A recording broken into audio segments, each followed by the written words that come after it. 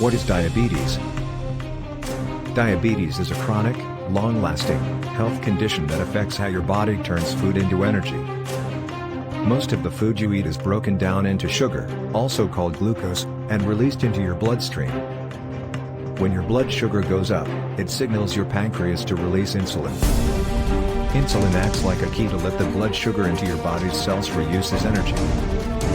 If you have diabetes, your body either doesn't make enough insulin or can't use the insulin it makes as well as it should. When there isn't enough insulin or cells stop responding to insulin, too much blood sugar stays in your bloodstream. Over time, that can cause serious health problems, such as heart disease, vision loss, and kidney disease. There are a few different types of diabetes.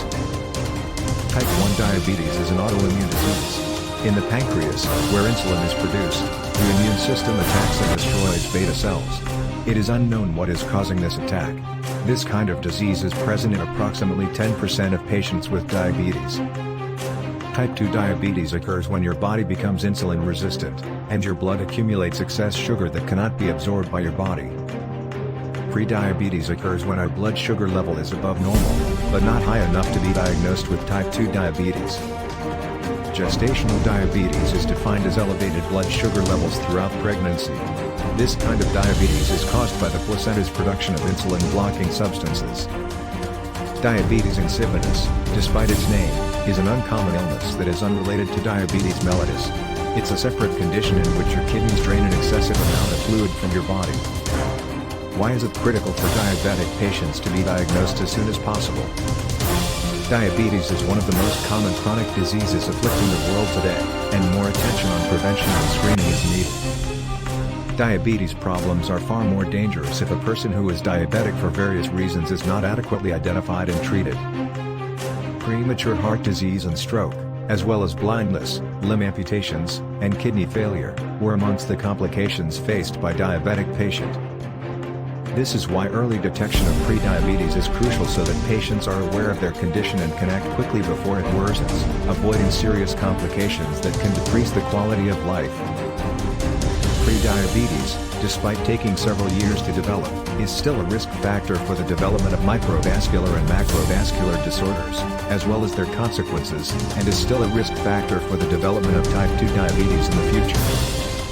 The progression of prediabetes can be slowed or even stopped by identifying people with the condition early and implementing lifestyle and/or pharmaceutical therapy. The earlier type 2 diabetes is detected, the easier it is to reverse the condition and prevent it from progressing to full-blown type 2 diabetes. What complications do those who have diabetes face? DKA, ketoacidosis, and ketones. Diabetic ketoacidosis, DKA, is a dangerous illness that can result in diabetic coma, extended periods of unconsciousness, or death. When your cells don't obtain the glucose they need to function, your body switches to burning fat for energy, resulting in ketones. Ketones are molecules produced by the body when fat is broken down for energy. It does this when the body doesn't have enough insulin to use glucose, the body's regular source of energy. The presence of ketones in the blood causes it to become more acidic. They're an indication that your diabetes is getting out of hand or that you're getting unwell. Ketones in excess can harm the body. You can develop DKA if your levels rise too high. Anyone with diabetes can get DKA, albeit it is more common in type 2 diabetics. Neuropathy. Diabetic neuropathy is the term for nerve damage caused by diabetes. Approximately half of all diabetics have some sort of nerve injury. It is more common in people who have had the condition for a long time and can cause a variety of issues. Maintaining a healthy blood glucose level can help prevent or delay nerve injury. This will assist prevent or delay more nerve damage if you already have it. Other therapies may also be beneficial. Skin complications. The skin can be affected by diabetes in any part of the body. In fact, such issues can be a person's first indication that they have diabetes. Fortunately, most skin disorders can be avoided or treated effectively if discovered early. Some of these issues are skin ailments that anyone can acquire, but diabetics are more prone to them. Bacterial infections, fungal infections, and itching are among them. Other skin disorders affect diabetics mostly or exclusively. Diabetic dermopathy, diabetic lipoitica diabeticorum, diabetic blisters, and eruptive xanthomatosis are among them. Eye complications. Eye problems and peripheral neuropathy are more common in those with type 1 and type 2 diabetes. You've probably heard that diabetes can cause vision difficulties and perhaps blindness. Diabetes patients have a higher risk of blindness than non-diabetic patients. However, the majority of diabetics develop modest vision problems over time. You can keep minor problems mild by having regular checkups. If you do have a serious condition, there are therapies that can often be effective if started right away. Foot complications. Diabetes patients might suffer a variety of foot problems. Even minor issues might quickly escalate into major concerns. Nerve damage, often known as neuropathy, is the most common cause of foot problems. This can result in tingling, pain, burning or stinging, or foot weakness. It can also create a loss of sensation in the foot, allowing you to hurt it without realizing it. Changes in the form of your feet or toes, as well as poor blood flow, might cause complications. Kidney disease, nephropathy. Kidneys are amazing organs. Millions of small blood arteries work as filters inside them. Their job is to clean the blood of waste materials. This filtering technique occasionally fails. Diabetic renal disease can lead to kidney failure. Kidney disease occurs when the kidneys lose their ability to filter waste materials. Cardiovascular disease, CVD. Cardiovascular disease, CVD, which affects the heart and blood arteries, is the leading cause of death in individuals with diabetes, accounting for 2/3 of all fatalities in persons with type 2 diabetes. Furthermore, those with diabetes are twice as likely as those without diabetes to develop heart disease or a stroke. High blood pressure.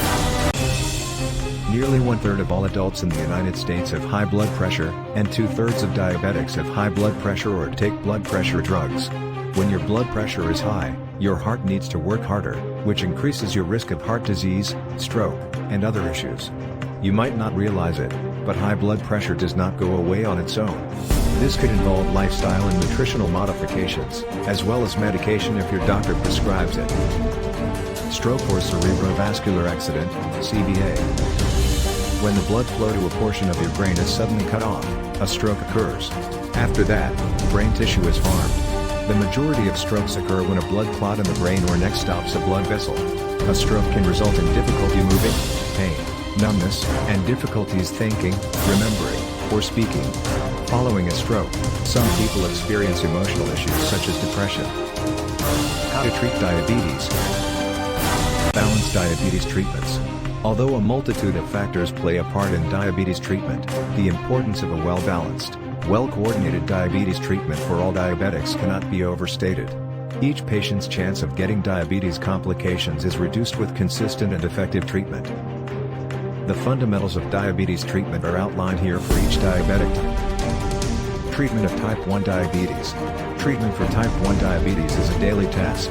Type 1 diabetes is particularly difficult to manage due to the lack of insulin synthesis by the pancreas.